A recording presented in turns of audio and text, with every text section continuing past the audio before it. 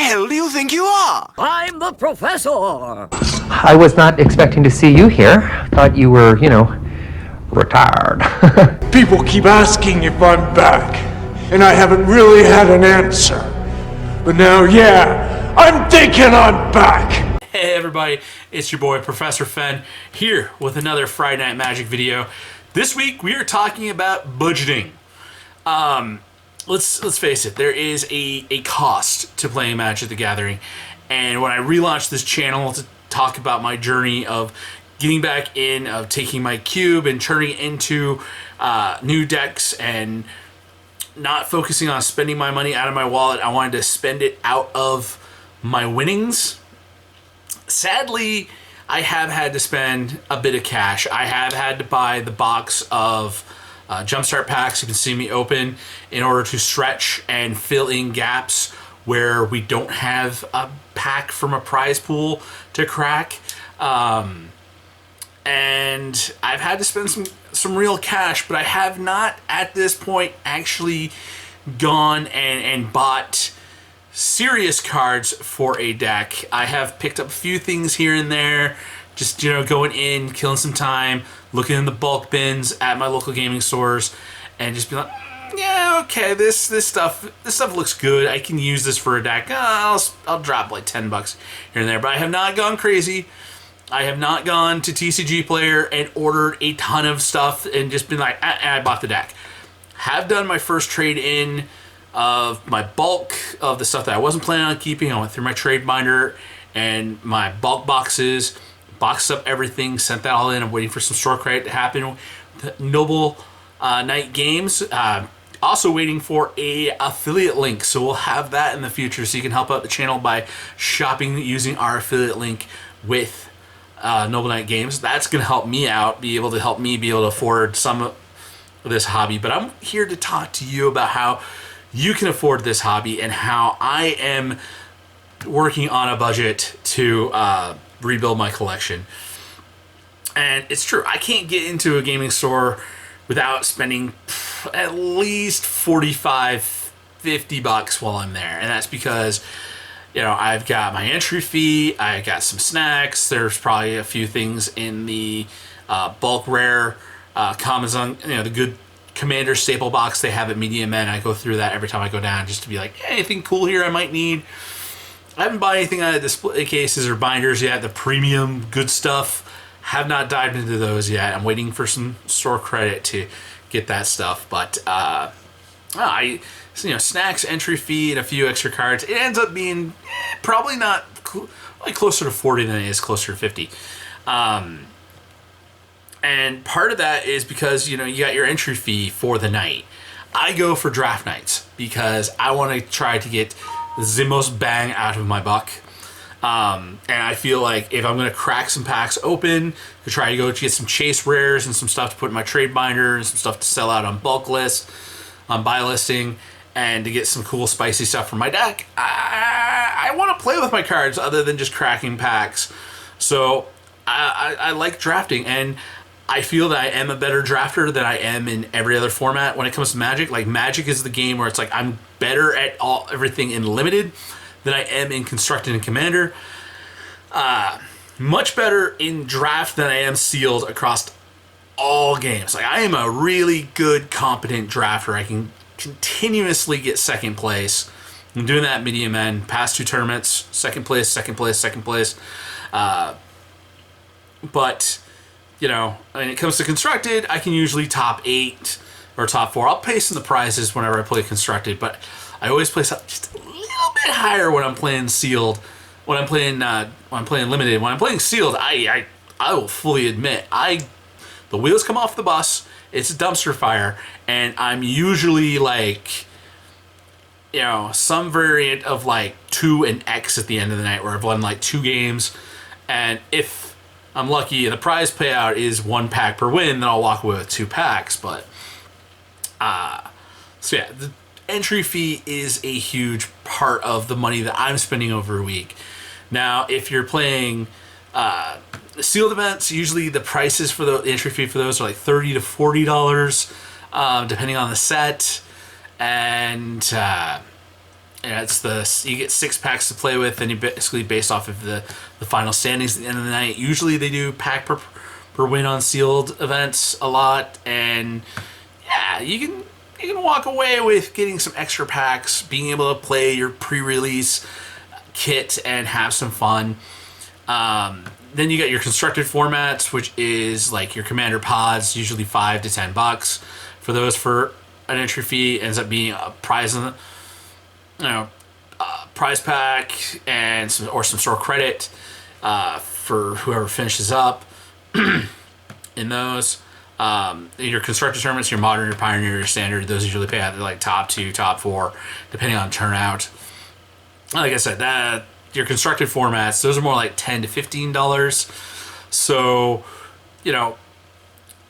like in Commander pods would be like considered a constructed format. So you're looking at somewhere between like $5 to $15 to play a constructed tournament. So then you think about it. You're like, okay, so I'm going to be spending let's say $10 on entry fee. You're probably going to spend like $5 in gas and like another $5 getting yourself a drink and a candy bar. It's like a $20 night. Yeah, not bad at all. Some stores are shifting to store credit prices because of the pack EV, the expected value, is tanking. Some stores simply only do store credit because they can't get their hands on extra booster packs to hand out. And personally, I hate taking store credit for because it never ends up being like I'll end up having store credit and I want to use it right then. I try not to let store credit roll over. There's been a few times where I've been burned by some shadier places in the past with store credit. I'm like, and especially if I'm traveling, when I was traveling in Maine a lot, where I'd be going downstate, I'd be driving like 2-4 hours to go to a tournament, and they're like, yeah, we're giving store credit. And I'm like, okay, I need to figure out exactly what I need and what I can throw in for cash to be able to walk out of here and not leave any store credit on the table. Because I don't know if I'm going to be here back to this place in like 2 weeks. I don't know if I'm going to be back to this place for like 6 months. Or I don't even know if I'm ever going to be back to this place. So I'm always like, let me get my prizes right now. And I love getting pack prizes because, I'll save them up for Booster Tutor or agent acquisitions for the draft, my draft cards in the queue that say open another pack. I like saving up the packs, and I also like using them in the context of this YouTube channel. All of my prize packs are your guys' daily pack. So the better I do, the more packs I come home with, the more you don't have to watch me open Jumpstart packs. I'm thinking I might get a box of Duskborn as the next one for that if we need another backup box. But if I can consistently get second place, it usually ends up being 6 packs at medium end for second place. That's almost a full week where I just gotta probably pick up some other random pack while we're there and have a whole week's worth of coverage. So I'm probably gonna do that instead of getting another box. But and I did like the old, last week I talked about the bounty hunter format, the whole fact of like that can end up being a night where if we could get a bounty hunter tournament going down here, I could probably get like 2 weeks worth of crack a pack videos out of one of those nights if I'm lucky. But the more you put into the prize pool, the more you're going to get for prizes. So that's usually the big takeaway. And I like when I don't mind paying extra if it means the chance to win extra is there. So, yeah, that's your number one thing is your entry fee, the snacks, gas. Those end up being like your top 3 things that you're expected to pay every week. There are some hidden fees in playing Magic that do sneak up on you. Sleeves, deck box, playmat, dice, tokens, travel. If you're lucky like me, you can hop the city bus, pay like $1.25, $1.50 to get a one-way pass, $1.25 to get a one-way pass, and $1.25 to come back. That's easy. It's like $2.50. Bringing your $20 total more closer to $25. But if you do that, you end up having another candy bar or soda or something to be able to throw into the mix. Deck box, you can get the basic plastic Ultra Pros. These are like $5 a piece. Yeah, but you can get like some of the more Ultimate Guard or Game Genic. You're paying like $20. I know the Star Wars Unlimited ones that have the nice, your leader for Star Wars or your commander will fit your 100 card deck. You'll have another space for a cool card here. Slots for drawer for your tokens and stuff like that. Something like this, the more premium stuff like this is closer to $40 deck box. But I've gotten used to these clear acrylic deck boxes. I got these off of Amazon for like a case of 12 for like $35. They're very similar to the Game Genic cases, but these are awesome. But it all depends on like what's your aesthetic. And usually deck boxes, if you're treating your stuff good, a good deck box, like I have one of these Ultra Pros that has my name on it that I have had in my collection since the beginning of my Magic career my professional Magic career back in 2008. 2008? Yeah, 2008. I bought that deck box and I've had it since. No problem. I don't get the ones with the images on them because I have some of those from like 2008, 2009, 2010, and you can't tell what the artwork is on those things anymore. My recommendation, get a solid deck box, solid color. The artwork will fade over time. Sleeves, I personally am a fan of Dragon Shields. The best sleeves I ever had were KCMs, the old version of them, were amazing. They didn't stick. They were rigid enough so they didn't scratch. Dragon Shields used to be a joke back in the day. Those things the plastic on them was so soft and almost buttery, so it had a lot of slide. It would shuffle like a dream. But if you had the slightest bit of dirt on your table or a crumb on the playmat and slid that sucker across, you put a huge gouge right into your sleeve. The edges would always start like dinging. Nowadays, the Ultra Pro, the Dragon Shield, and the Ultra Pros were the ones that were like rigid and held up, but they stuck together so bad that like trying to shuffle Ultra Pros was like crazy back in the day. They had so much stick and they get gummy and dirty fast, but they were rugged. Now Dragon Shields and Ultra Pros, their formulas have kind of balanced out, so they're really on par with each other. But personally, I just like the Dragon Shields. They automatically come in a package 100, which is the perfect number for a commander deck. Also very easier to get your hands on a bunch in order to build a cube and have multiple versions, multiple boxes to be able to swap cards between. Playmat, I would recommend, no matter what, if you're playing, you should get a playmat, because playing on just a dirty surface, tabletop or anything, there's going to be dust, there's going to be dirt, there's going to be grime, there's going to be sticky spots. Having a clean, pristine playmat to roll out, a lot of them are really good. They got the stitch edging. You can take that playmat, you can throw it right into the laundry, let it go, comes out, let it dry it, and you're ready to just wash that thing like a t-shirt and go ahead and bring it to next week. Now those, they run about 20 to 35. If you want to get some custom art from like Inked Gaming, I got some custom art ones for my Star Wars channel.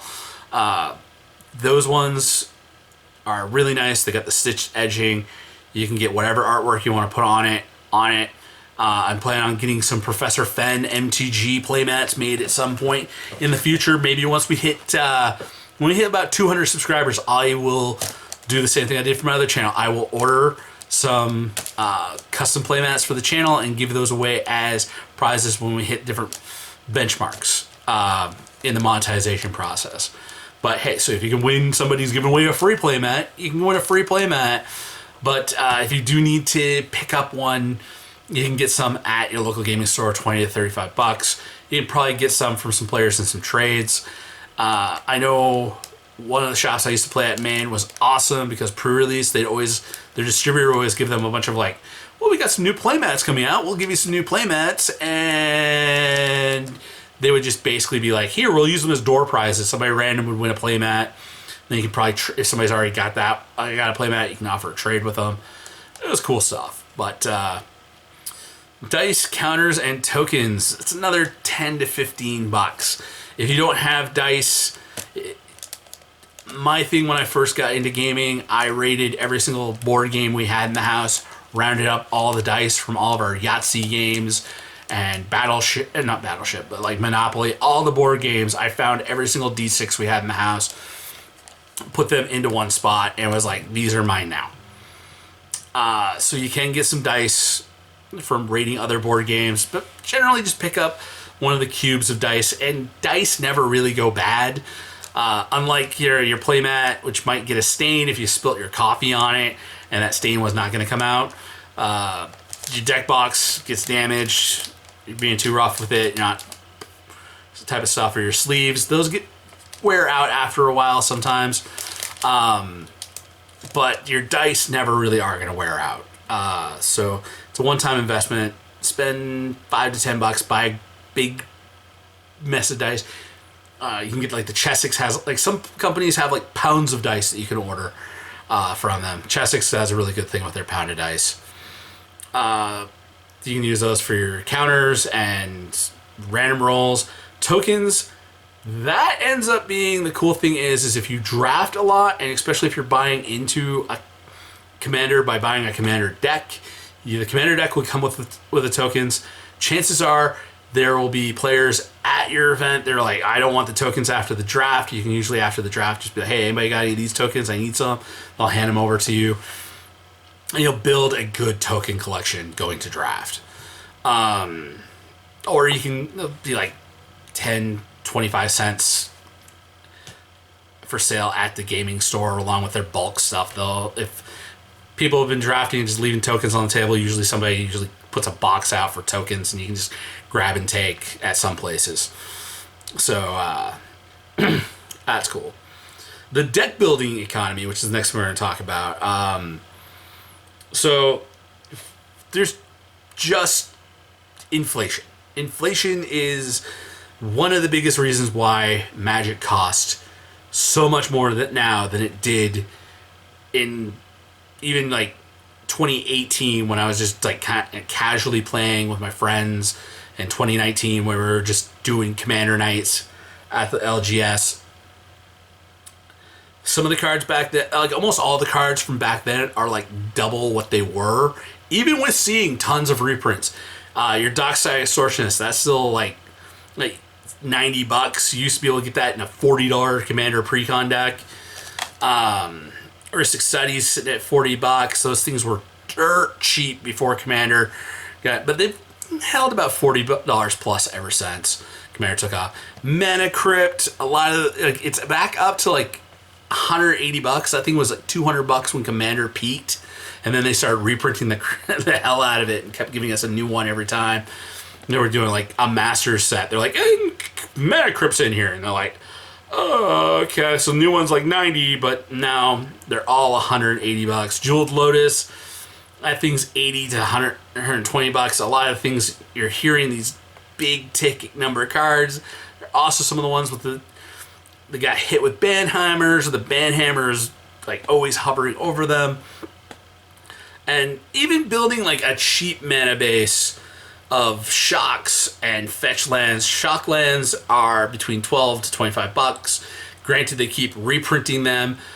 You got all the I think it's like you got like 5 of the shock lands are all in Edge of Eternities, and there's 5 more shock lands. They're all going to be in the Lore and Equips set that's coming out. So shock lands are in there. Fetch lands get printed every once in a while too, but fetch lands are between $25 to $50 each, which can make some competitive constructed mana bases where you need to have like 4 different fetch lands. So that's like you need to have 4 copies of a fetch. You need to have like 3 copies of it. So you're looking at like $300 for your fetches. You're looking at getting 8 more shock lands. So you got you're sitting with 8 more shock lands. You're like $200. So you got like a $500 mana base at some points. I like playing Commander where you just need to have 1 copy. Oh, and even in the Commander precons, like those things used to be $40 a pop for the first good couple of years. It's just like, okay, there's gonna be 5 Commander decks coming out. They're $40 each. Okay, I gotta put $200 aside to get all the Commander decks. Now they're 60 to 80. The collector's edition ones are 120. You know, you're looking at like, ooh, that's a lot of money being spent. So I don't go out and chase and buy all the, like I used to back in the day. When a Commander sets come out, I go to Walmart, I pick up all the copies, I pick up 1 of each and bring them home. And I'd either be like, this one I want to play, and this one I want to rip apart for the cube or building some other Commander decks. Nowadays, I'm just like, if it's in your colors and it's a deck that you want to play, then pick it up. If not, then skip it. Personally, I like to build around, a theme, not the price. I like to build around what I want to do with the deck. The problem is, for a few of my decks, what I want to do is stuff that's really broken and powerful, and that ends up being really expensive.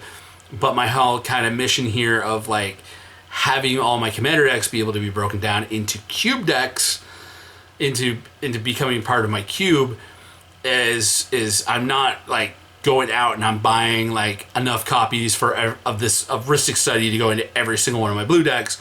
No, I have 1 Rhystic Study, and if I've got all my decks put together, I've got 1 Rhystic Study to go between 12 different Commander decks. Or if I really want to be like, okay, we're gonna make one deck as powerful as it can be, then I'll have my 1 Rhystic Study be in that deck. So yeah, I like to use cards across multiple decks. That's why I'm using my sleeves for my cube are on all of my Magic decks, so I can basically tear apart my decks and put the cube together, or I can tear apart the cube and build some really cool decks. Reusability, that's why I'm like, when you buy in those sleeves, make sure you're sticking with the same brand and the same color. Find the one that you like and stick to it. And buy less credit and store trades. If you've got an expensive card that you're not planning on using, guess what? Don't hold on to it. You can, a lot of places you can do, especially Noble Knight Games, you can box them up, you can send them in, get store credit. You can load up, if you got just tons of bulk, you can load those up into a box, ship them out. Noble Knight Games pays for the shipping, so if you're boxing up all your bulk, sending it off to them, they're covering the shipping price for you. You don't have to worry about it. But if you're sending to places like Card Kingdom, Star City Games, other places like that, the bulk does get expensive unless you're using flat rate shipping boxes. And a lot of times you can go into a store and just be like, hey, listen, I got a ton of bulk. I just want to trade a ton of bulk for like a couple bucks in store credit. Can I do that? And you can turn like, 4,000 cards into like $10 and be like, ooh, that $4 card I really needed. I don't have all this stuff taking up space, and my deck's a little bit better. So yeah, you get rid of the card. If you're not using it in a deck, you shouldn't really be hanging on to it unless it's like an investment. But I'm not an investment channel, so don't ask me for advice on that. I foolishly bought 12 copies of Beseech the Queen because I'm firmly believing that thing is going to go up in price. Beseech the Queen to the moon! Anyways. Another thing that I do is I do not look for the pimp foil variant, the creme de la creme collector's edition. I don't even open collector's edition packs on this channel because I feel like, to me, it's not about the pimp value, it's about the playability value. and I would rather be able to spend my money on a booster box with 24 to 30 packs in it, as opposed to buying like 2 to 3 booster play boxes when instead of buying one collector's box for the same price and only getting 12 packs. Because it might be cool for you guys to watch me scratch like the big expensive lotto tickets, but I don't have the money for the big expensive lotto tickets. And a lot of you out there listening don't have the money for the big expensive lotto tickets. So don't go chasing the foil collector variants when you can get one of those in a pack, take it in, be like, hey, I want to trade this in, but can I get a basic version of it plus some other stuff that I really need for my deck? And you're up more cards, closer to having a better deck, closer to winning more games, closer to raking in more prizes to self-fulfill the gaming engine. That's the whole point. We don't keep the ultra pimp cards, we keep the cheap stuff. And of course, the cost of Magic, there is the store side. They're paying rent, they're paying shipping fees, they're paying to make sure that their retail space is up to code, not just for the building they're living in, so they can keep paying the rent and they don't lose their security deposit. But Wizards Play Network has a lot of requirements of like signage and play space and bathrooms and all sorts of stuff like this, where it's like you got to go in and film a mini movie to show them what your location looks like and how is it wheelchair accessible and all these different things to make sure that you are a good location for their store, for them to be like, okay, yeah, we'll sign off on this, we'll let you do it.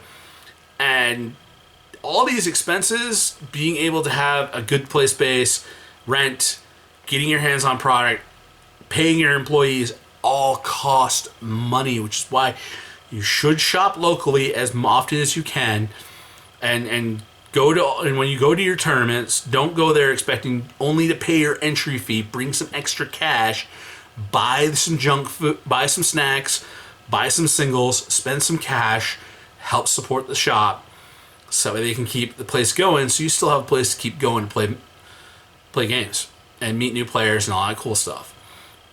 Plus, nobody gets little secret. The gaming stores don't make a lot of money on the games. Okay, one of my best friends, Jesse, used to be the owner. He owned Mages and Sages in Millinocket, and he let me in behind the secrets of like how the shop makes cash.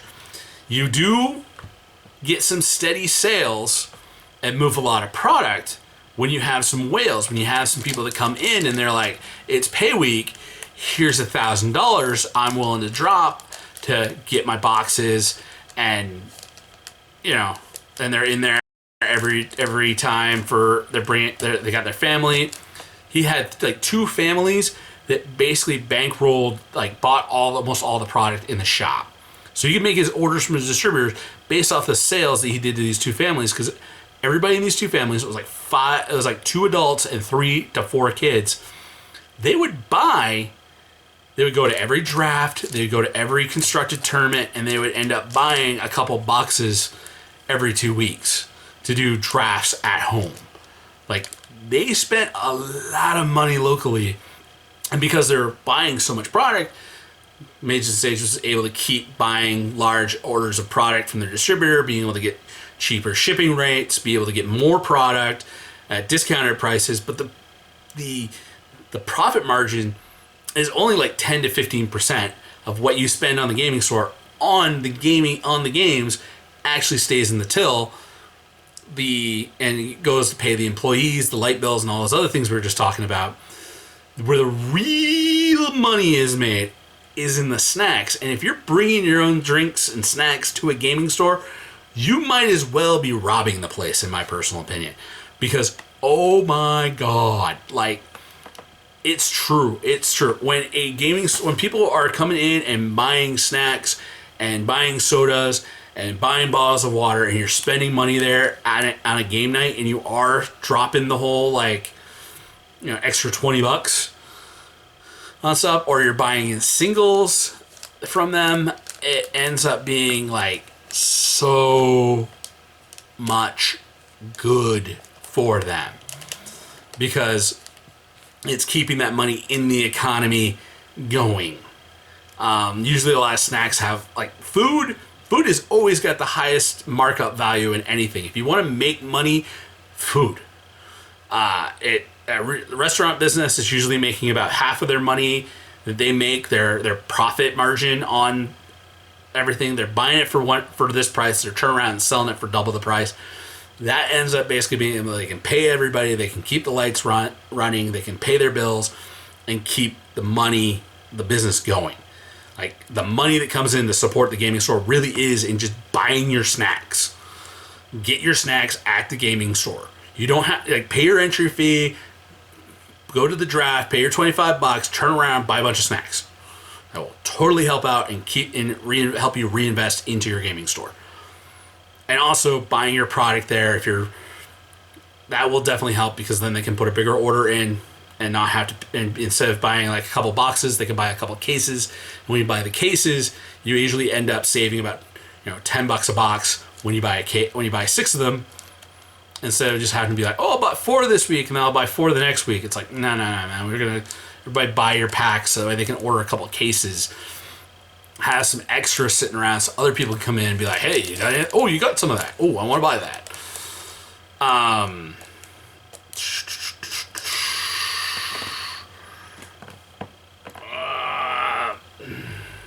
And so yeah, that's why support the gaming stores, buy your snacks, pay your table fees. I understand it's something that's not been part of the gaming community in my history. It's always been like play space is reserved for paying customers. That's why I always come in. I'm like, I want to drop a bunch of cash and be like, I'll even look at some of the shops that have like, well, you got to pay your table fee. I'm like, how much money do I have to spend right now tonight for you to waive the table fee? Like, where's the if I drop $50 in here, you're gonna get mad that I sit over here and play a casual game while I'm waiting for the tournament to start? Really? Like, I'll pay a big bunch of money to skip the table fee because I don't like memberships. I don't like fees that way. Personally, I understand they need to do it because got to keep the place running. But I'd rather just spend a lot of cash and get my stuff out of it, as opposed to be like, ooh, I can sign up and I can come here and play whatever I want. I'm like, yeah, but I'm usually busy and I'm only here during tournaments. I'm just gonna be hanging out for a couple hours before the tournament, and don't worry, you're gonna make money off me tonight.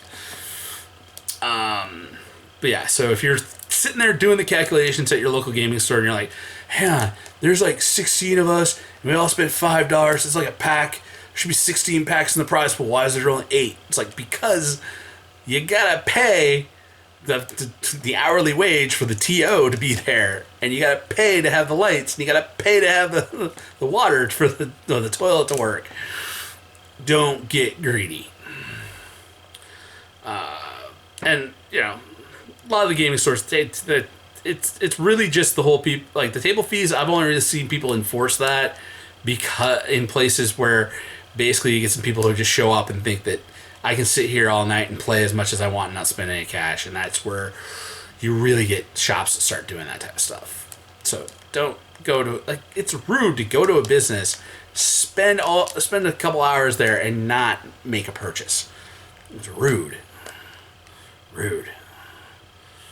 And then next topic I want to talk about is value versus experience.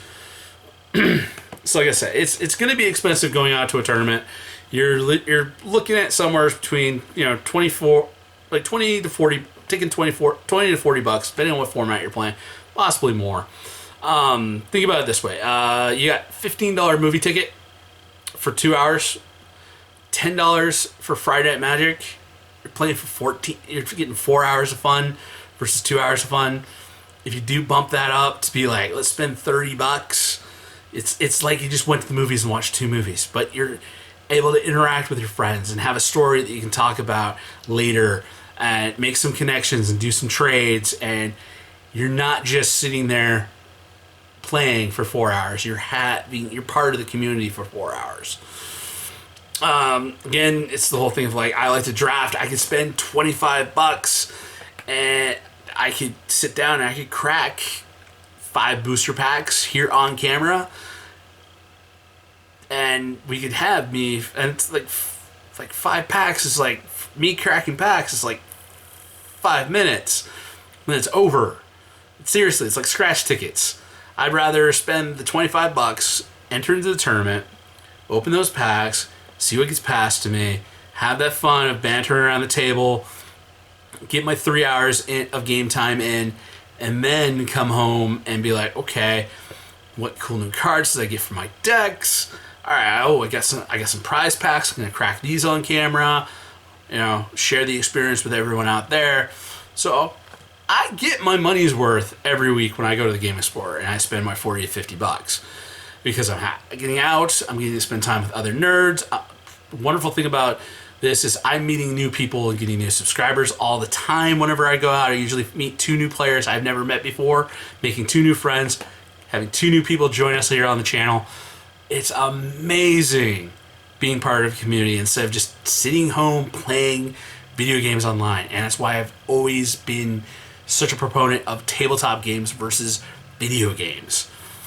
And plus, video games suck. You spend $60 nowadays, you get the game, and then it's like, do you want to spend the next 1,000 hours playing this game in order to earn enough in-game currency to get everything, or do you want to pay the extra $60 on release day to get the release bundle and get half the DLC for free? No, I don't want to spend $120 just to be able to get the game and the other half of the game that you make me pay for.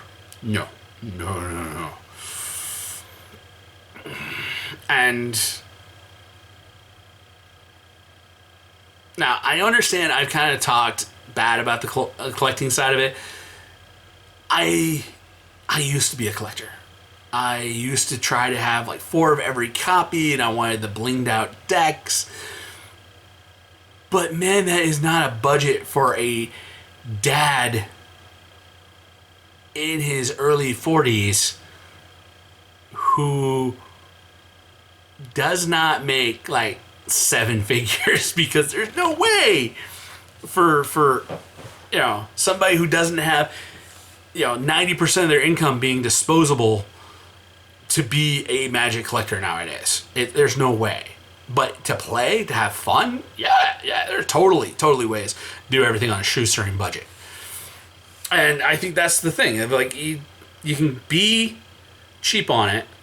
Try to just do 30 to $40 a week, or 30 to $40 every 2 weeks, just to get out and play one event every pay cycle. Have your fun. That's great. That's what you did. But don't go chasing all the pimp and premium stuff unless you've got the money to burn. And if you got the money to burn, you should totally join my Patreon. Slide me a little of that. Just kidding. You don't have to. But if you did, you get access to my homebrewed RPG. I'm planning on taking to print in February. But we're beta testing it right now. We can totally use the beta tester, so you get access to that if you join the Patreon.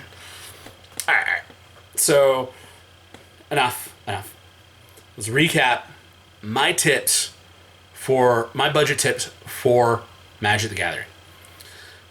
Use buy list credit.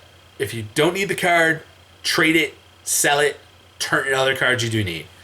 Trade smart. Carry your trade binder with you wherever you go. And don't just fill it with the cards that are worth a lot of cash. Make sure that you put some other stuff in there. This is good stuff. Go to EDH Rec if you're a Commander player. Look for the staples. Look for on MTG Goldfish. You can look at Standard, Modern, Pioneer, all the other formats. You can look at the cards that are in those decks. If you got copies of those cards, usually throw them in your trade binder. Look for the top meta stuff, the decks the cards that everybody kind of is like, oh, I can use an extra copy of that. Put those in there. I call them trade bait. If you got 6 copies of Soul Ring floating around and you're not using them, put those in your trade binder, because there's probably gonna be somebody who's like, dude, I'm looking for another Soul Ring. I can take that. Yeah. Oh, and commands, Signet. Okay, we can work some trades out here. We get some. You got some dual lands here. Okay, yeah. Have some trade bit in there. And one thing I'll say is, if you're going to be cracking packs, if you're going to go in and you know that every week when you get paid, you got to go in and you got to buy some packs and bust them open. If you're buying at least 3, buy them on draft night. Draft the packs. If you're afraid of like, well, what if I open a really expensive card? Then draft it.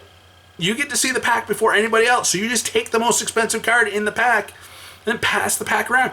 And hopefully somebody sitting beside you, to your left or to your right, might end up basically being like, oh, I can't take this rare. I've got to take this card so I can win the prize pack. Here, have this rare. And they're like, ooh, that's cool.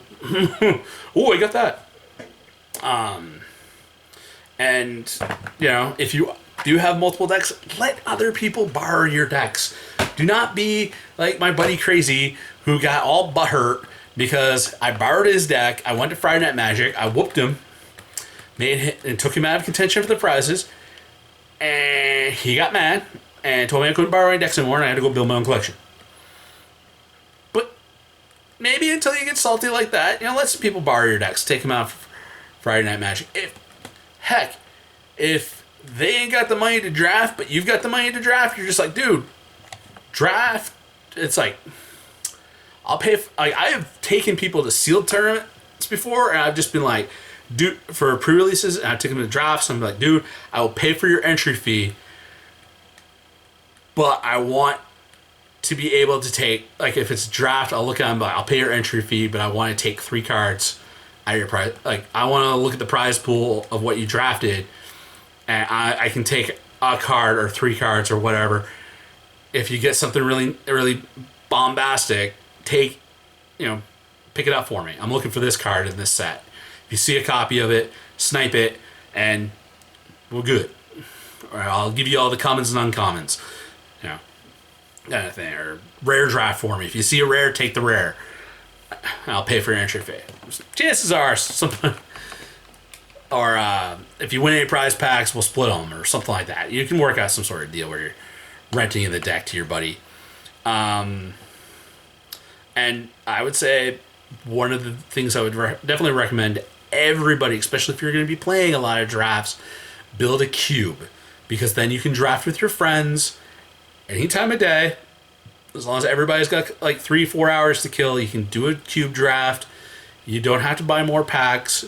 You can even work with your friends to build a cube. You get 8 friends and you go, hey, build a 45 card deck build a 60 card deck but you can only use 14 basic lands. Everybody gets to pick what color combination they want. The 2 color combo pair or 3 color combo pair. Everybody has to pick, and you can make sure all the colors are evenly distributed. And you're like, okay, everybody build your favorite deck. We'll put it in the cube. Make everything balanced. Yeah. But the last important thing is you can't take it with you. It really is true. It's why I don't like to keep extra bulk cards floating around in here that I'm not using for a deck or part of a cube. I don't like having bulk. I don't like having a fully stuffed trade binder because you can't take it with you. It's about the memories, it's about the experience, it's about the fun. It's not about having the most stuff, and it's not about having the most money. And it's about getting out every Friday night or every other Friday night or some other night of the week to get together with your friends, play some games, and have some fun. And tournaments are a great way to do that. Drafts are a great way to do that. I understand not everybody could afford to draft, but you could build a cube.